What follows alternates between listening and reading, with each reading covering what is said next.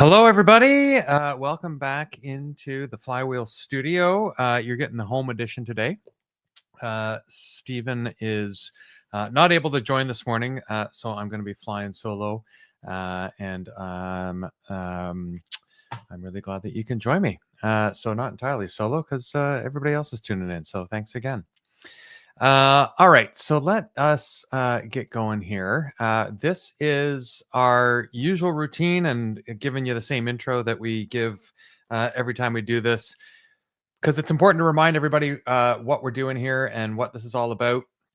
This is part of our monthly digital experience workshop series. We do this every month to help everybody make sure that they can build the best digital experience that they possibly can. There's a lot you got to think about when you're building a digital experience.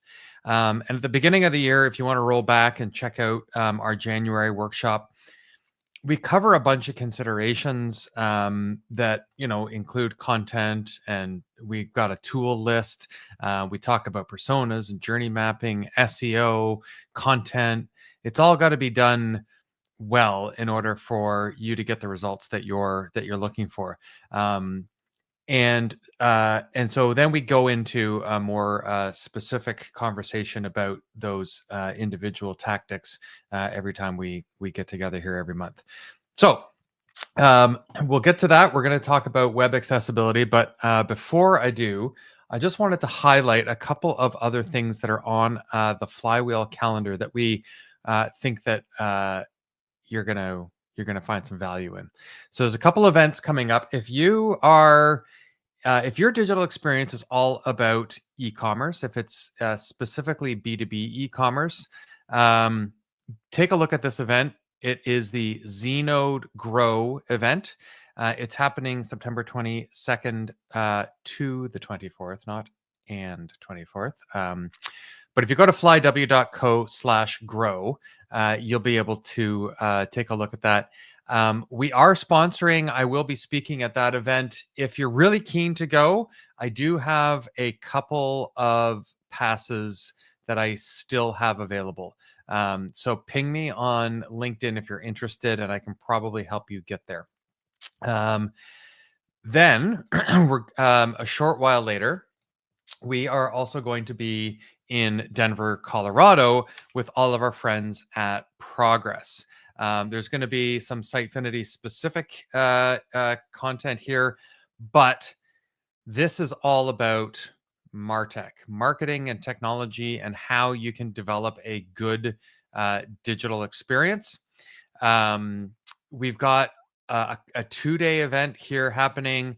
I will also be there with some of my friends and colleagues in the space on the first day, doing my own session on the second day about sort of bringing empathy into the process of delivering digital experiences.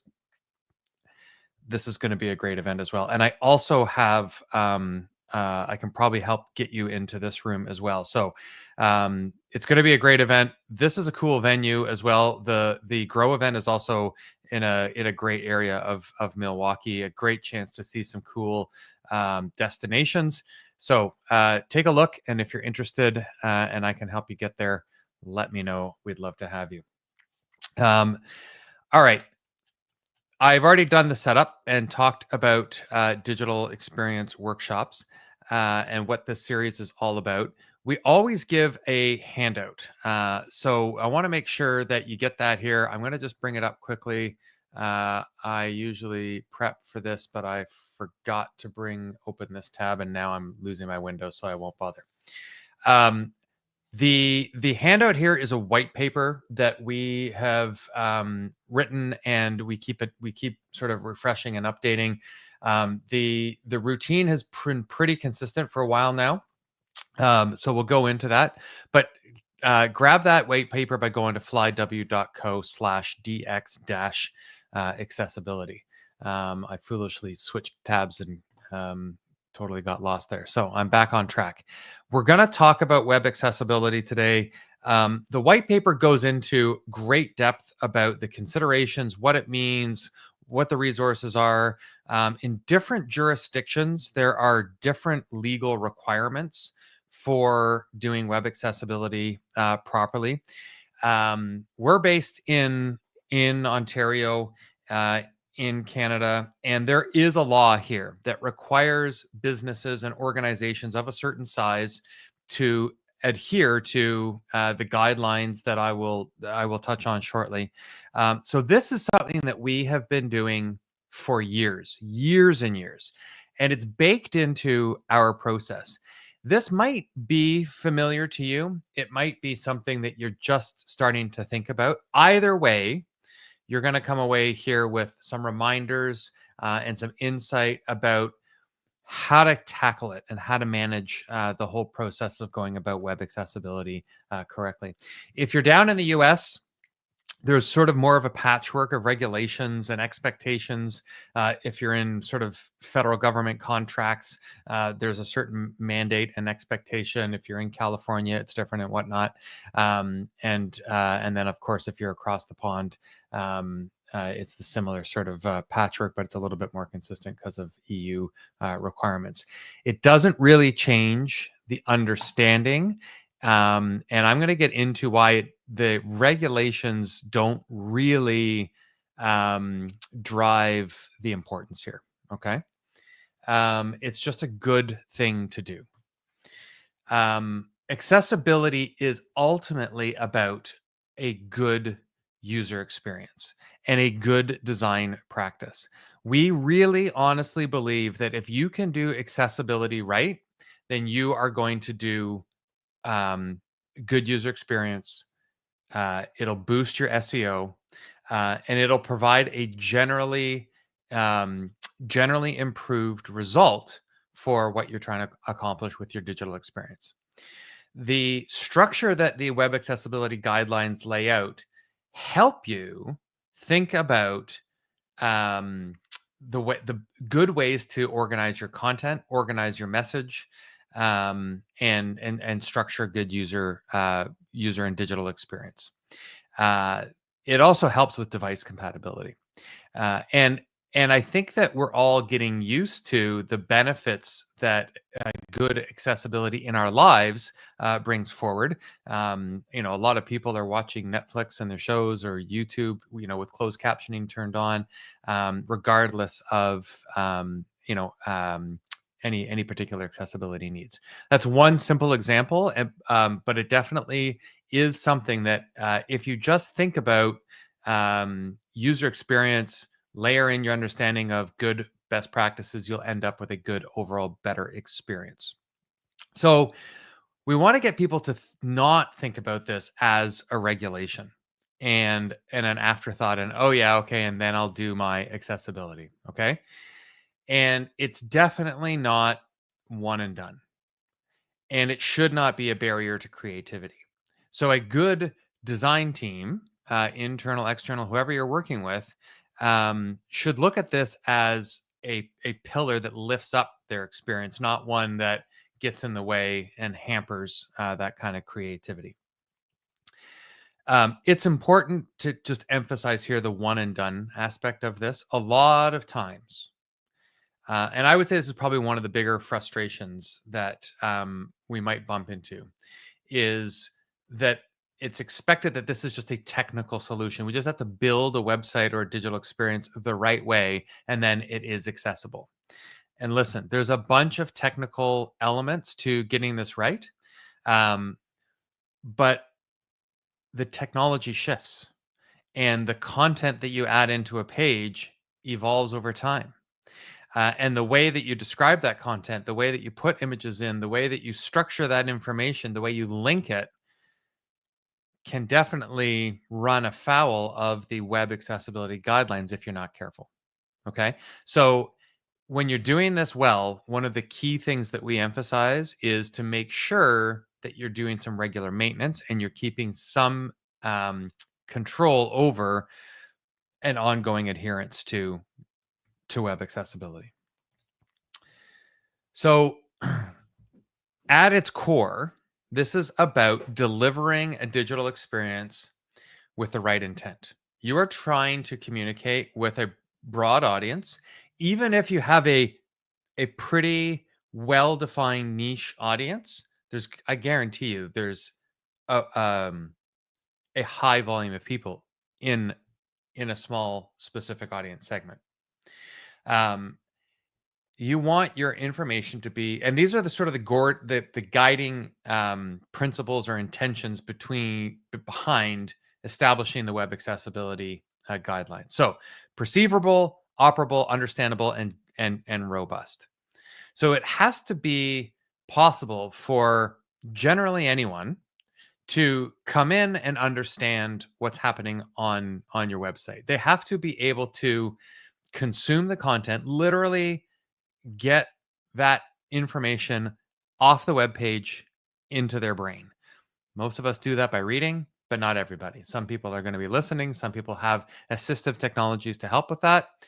Some people do it through tactile sensations and touch and have different technology for that. Therefore, the same feedback cycle has to be possible. You have to allow your users to be able to navigate through and operate your digital experience. So there has to be more than just the ability to move a mouse around in order to interact with a website or another interactive element on your website. And I think understandable is one of the ones that gets neglected here. It's like, okay, sure, fine. I can make sure that my text is clear and readable and you can link properly and you can navigate through and you can tab on your keyboard. But understandable is one that needs a little bit of consideration. And if you have a good structure and architecture to the information and the content and the layout on the page, you're going to arrive very quickly at understandable. But it also needs to be appropriate sort of reading level and language, and the sophistication of your content and language needs to be appropriate for your audience. So let me give an example. We work a lot in financial services, and there's a lot of technical language in describing performance and investment vehicles and opportunities. We work a lot in construction and engineering, in B2B e-commerce, where you're communicating very technical specifications. You've got purchasing and procurement processes on the other side, on the client side that you're trying to communicate with. And a lot of those people are technical. So you need to make sure that that information is readily available and organized clearly. But you've also got other decision makers, other users, other consumers of that kind of information, and they need less technical information. So be really intentional about how you're organizing your content, who your audience is, and layer in depth to allow somebody to get more technical if they want. But still, listen, even the most technical people enjoy a pleasing, easily digestible entry point that allows them to get to some of that more robust, in-depth information. And then robust just emphasizes that it has to be a consistently accessible experience. It can't just be your homepage and then it kind of falls apart any deeper than that. It can't be that you did an accessibility check and you set this all up when you launched your site 3 years ago. And oh, yeah, I guess I should probably check it again. That's not robust. It has to be something that you can depend on. All right. So if you're thinking about those intentions, you'll be getting this right. And you'll be going a long way to being able to um, embrace and deliver a good, authentic, accessible web experience. So I've been talking about these guidelines and these rules and how do you know what it actually means technically. So we're following the Web Content Accessibility Guidelines. So there's an organization, WCAG, WCAG, that is responsible for authoring these accessibility guidelines. At this point, I think a lot of people are familiar, but I'm going to quickly sort of bring you all up to speed just to make sure. There's different levels of rigor that are expected at different guidelines. Let's say level A is sort of the initial threshold. Have you got images with the right alt text and the description of what's in the image? Have you got good tab orders? Have you got good headings on your website? Awesome. You've done a great job to sort of get that initial start along this journey. Double A is generally where we're at in a in a broad base today, we're always looking to make sure we're at least at double A. That goes a little bit further. It makes sure that you've got all the right kind of interactivity controls. You've got more robust transcripts of any video or multimedia, closed captioning, that kind of thing. The color contrast that you need to make sure that your website and your text is readable and consumable gets a little bit stricter. And then AAA is sort of the ultimate ambition here, and it goes even further to make sure that it is the most compatible with the latest accessible technologies and situations. If you can get to double A, you're usually confidently in line with any regulatory expectations. And those are the guidelines that are going to make sure that content structures, visual design, and the experience itself are what they need to be. Should you go and read all of these guidelines? Depends on your role, depends on your function. I would say that anybody that has a serious contribution to publishing a digital experience should at some point carve out an afternoon in front of those guidelines and read them. People who are responsible for this and publishing content on a regular basis should be a little bit more familiar, should have some cheat sheets, should take some training, should get a little bit deeper in them. But if you're managing a team that's responsible for delivering any kind of digital experience, you're going to have people that are responsible for maintaining this and taking care of this for you. But I still think in order for you to really understand the duty that you have and the responsibilities that you're expecting of your team, you should probably have at some point gone through those guidelines and read them. They're lengthy and they're technical, but it's definitely achievable, and it's meant to be consumed by anybody. You don't need any technical training or education in order to understand what's being communicated in these guidelines. There's new versions coming. There's iterations and continual feedback. So I mentioned before about being robust. One of the things is that these guidelines continue to be enhanced. They evolve. It's not like they add new levels when they do this. They just refine and get more specific, add clarity, add depth, add more substance to some of these levels. So we might have scanned a website and set something up a year ago, and it would have checked out okay for AA compatibility. And a year later, there's been a bit of drift, either because the regulations have changed, the technology has changed, the content has changed. You get the idea. I've touched on some of this as I've been talking. So it's really common to be publishing content, writing a blog post, popping an image in, and just kind of going, "Oh yeah, that fits really well," and forgetting to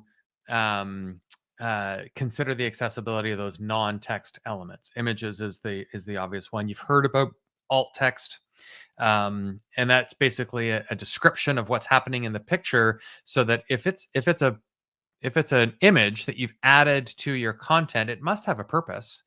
And a visually impaired individual isn't going to be able to perceive that information properly. So you put some text into the back end of the website that describes what's happening there.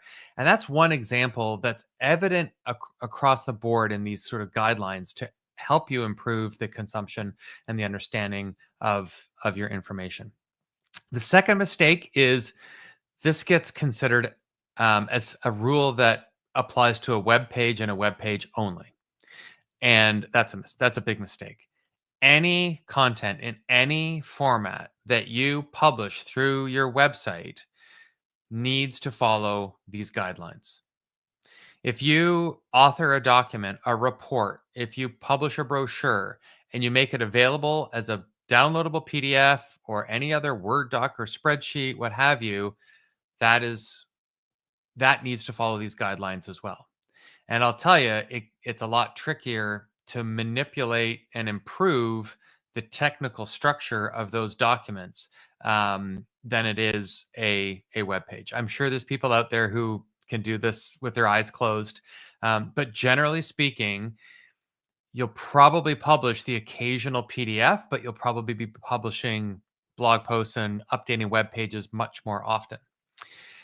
So if you have PDFs, you got to do one of two things. You got to make sure that the PDF itself is authored and published to follow the same guidelines, or you need an HTML equivalent, a parallel format, so that anybody who needs that content, who downloads the PDF and has trouble, can still access the same information that is on a web page.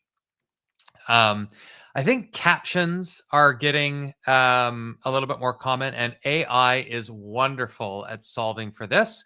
The one thing I've personally been guilty of in the past is not a lot of rigor in reviewing and editing the captions. You do a talking head video, you record an interview, AI does the captioning for you, and spells things wrong, especially proper names, product names, things like that. It will have a little bit more difficulty with. So if you are using AI, give it a read. Just make sure that you're catching any typos or unintended meaning in there.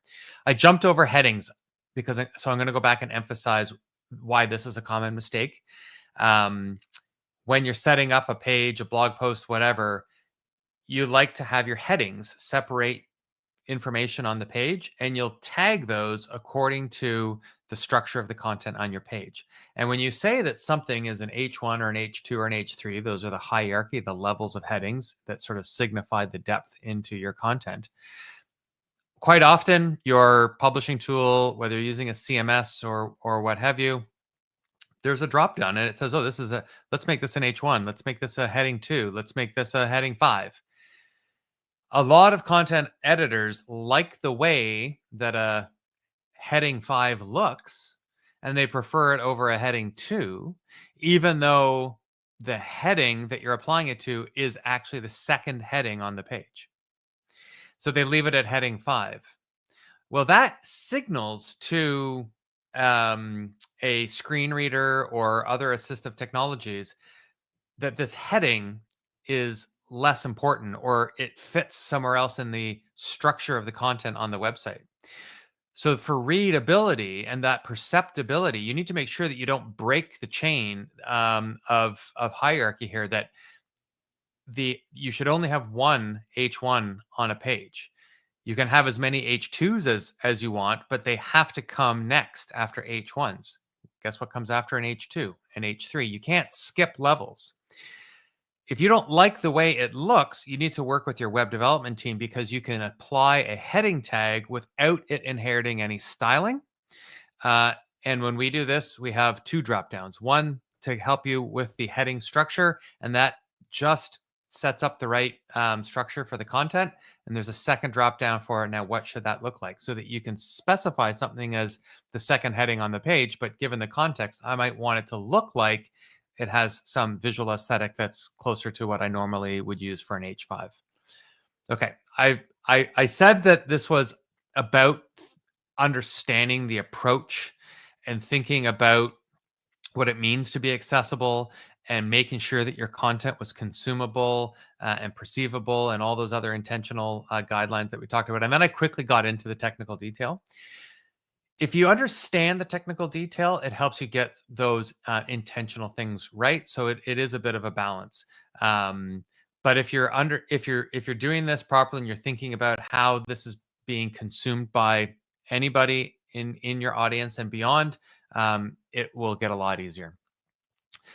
If you've got interactive content, moving videos, interactive elements, you have to make sure that they still have keyboard controls, motion, and time limit controls as well. Those are also some more rare but common mistakes in those scenarios. So how do you know if you're getting this right? So most browsers now have built-in accessibility checking tools. You have to go into the development tools. A developer or a well-trained content author will know how to do that. and you can check individual pages as you go. Okay, I just published a new page. Let me make sure that there aren't any deviations from the rules here. There are other tools. There's one called Site Improve that is constantly monitoring your site and sending you alerts, adding that governance in for you. We use a tool called Sort Site that is triggered on demand. So we'll execute a scan and interpret the results, filter for what's actionable. Those are not the only ones that are out there. Other tools like Adobe Acrobat and Microsoft Word do have built-in accessibility checkers. The important thing to understand is when you're using a tool, at that point, you definitely need to be at a level where you understand the regulations to be able to interpret the results of the tool.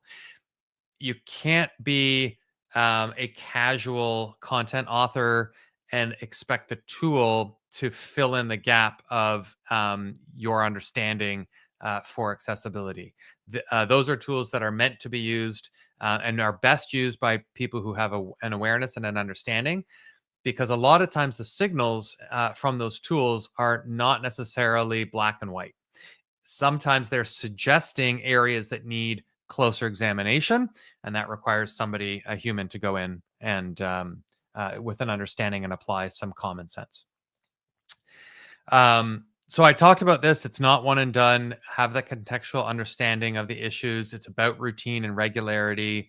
And I did mention on the last slide, there are some emerging AI tools, and then there's a lot out there that are claiming to just solve this for you. I haven't listed any because I don't have confidence in them yet, and I think it's a bit naive to blindly defer to an AI tool at this point. I might change my tune when we come back around to talk about this again next year. So keep an open mind, look at some of those tools, but don't necessarily accept them blindly. I think that's what we're learning about AI in general. So I hope that that's given you some context and reminders, some understanding about where, how you want to be thinking about web accessibility. Go grab that white paper, scan it. It might be helpful. It's not gated. We just give it available. We're not trying to turn this into an opportunity to hound you. If you found this useful and you're looking for help with your digital experience in any capacity, we're here. We want to make sure everybody gets this done well, gets this done right, and we'd love to be able to help you with that on an ongoing basis. Join us in Milwaukee in September. Join us in Denver in early October. We would love to see you there. Like I said, ping me on LinkedIn if I can help get you there. And of course, follow Flywheel on LinkedIn, and you won't miss any more of these workshops. We're starting to build out some new ones around e-commerce. Hoping to get a few more out there about AI in the next in the balance of this calendar year. So there's a lot more coming. And if you're following on LinkedIn, you'll get those notifications and you'll be able to sign up. And of course, please share it with your friends, tag your colleagues and coworkers. We'd very much appreciate it. Thanks, everybody. Enjoy the remaining days of summer. Good luck with the start of school.